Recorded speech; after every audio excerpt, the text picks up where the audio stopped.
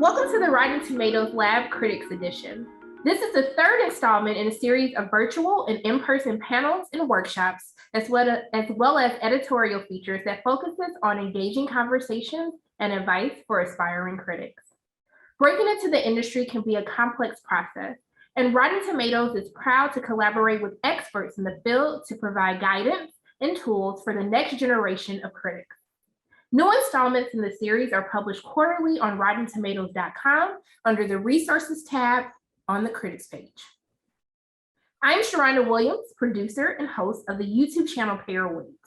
Our conversation today will focus on taking a self-published site to the next level, freelancing, and growing our portfolios. We're so excited to have the following guests here with us today. First up, Eric Anderson is the founder and editor-in-chief of Awards Watch and a self-professed lover of all things Oscars. Hi, Eric. Hey, Sharronda. Hey, everybody. Robert Daniels is a freelance film critic who has written for RogerEbert.com, the New York Times, Vulture, and Polygon. He is also the founder of 812 Film Reviews. Hi, Robert. Hey, Sharronda. How's it going? Roxana Haddadi is a TV critic with Vulture, who also writes about film and pop culture. Previously, she was a film editor and critic with Pajiba, and her reviews, essays, recaps, and other writing have also been published by the AV Club, Polygon, and RogerEbert.com. Hi, Roxana. Hey, how are you? Kristen Lopez is a TV editor at IndieWire, as well as a disabled critic and essayist. Outside of IndieWire, her work has appeared in Variety, Forbes, and MTV. Hi, Kristen. Hi, I'm so happy to be here. Look, I am happy to have all of you here today. You're some of the best in the biz and some of the people who I just love to stalk and follow as well and admire your work. So one of the first questions that I wanted to start off with is, what was the moment that you realized that you were a professional critic? I mean, for me, I still don't believe I am. I have a fair amount of like reminding myself, like, this is my job. People always ask me, oh, how did you know you wanted to be in this career? And I was like, I just realized after 10 years of doing it that it was, which is not the glamorous answer people tend to want.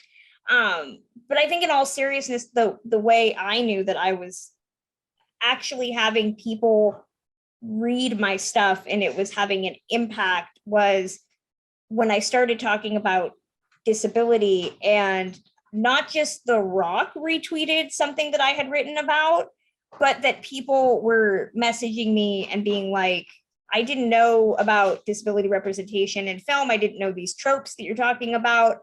I use certain words that I've kind of conjured up when I talk about disability stereotypes. And when I hear people use them in conversation on Twitter, it just makes me think like, oh, somebody read that. And more importantly, somebody took what I wrote to heart enough that they're now watching content and noticing whether something is stereotypical. So I think that that's, for me, the moment that I knew that, like, oh, I'm not just writing this to make some money or to have fun, but also I'm hopefully influencing people to be more aware of what they're watching and why stories are being told in the way that they are. I think a cynical answer would be when you get paid for it, then it sort of becomes real. It sort of feels real, but not necessarily. It's only like a half cynical way. You do sometimes almost stumble into this. You may want to do it and you're kind of stretching your legs on how to do it. And then you're kind of suddenly in it. And like Kristen said, something that you're enjoying becomes something bigger than sort of yourself in the moment. And I think that's kind of it. When you have interactions and when you have conversations that are based off something you said or wrote, then it becomes something bigger than yourself. And I think that's kind of a moment. These were all very thoughtful answers and considerate answers. I think my answer was just when I was in college. I started out as a features writer for my college newspaper, The Diamondback at the University of Maryland, in my freshman year. And then in sophomore year, I became editor of the entertainment section. And so that brought with it, writing about movies and being invited to movie screenings and sort of realizing that there was a system set up for this sort of writing and this sort of commentary and different tiers of access. So I think that first entry into that world and sort of figuring out how to navigate that was when I realized, okay, so like this is how you do this profession and this is how you start from point A and move to point B. And then of course there's all the other stuff that comes with it, right? Like people recognizing your work or asking you about your work or sharing it on Twitter or all these different mechanisms that we have. But I think the first one for me was just getting involved in my college paper and going from there.